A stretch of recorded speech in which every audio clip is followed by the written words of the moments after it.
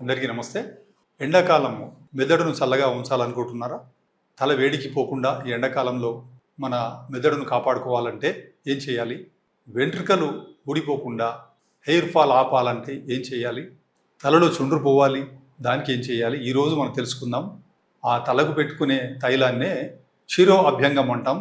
ఆ తైలము ఆముదం నూనె. అందరికీ తెలిసిందే.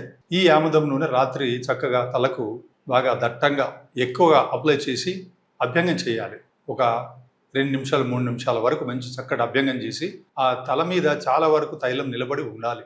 ఈ ఏరండ తైలము లేదా ఆముదం నూనె ఉదయం పూట ఒకవేళ చేసేటట్టయితే పొద్దున్నే కనీసం ఒక గంట పాటు తలపైన ఉంచుకునేలాగా దాన్ని పెట్టుకొని స్నానం చేసేయాలి. ఇలా రోజు చేయవచ్చు, లేదా వారంలో ఒక 3 సార్లు చేయవచ్చు. దీని ద్వారా వెంట్రుకలు చక్కగా పట్టులాగా అయిపోతాయి. వెంట్రుకల కుదుళ్ళు చక్కగా బలంగా పూనుకుంటాయి.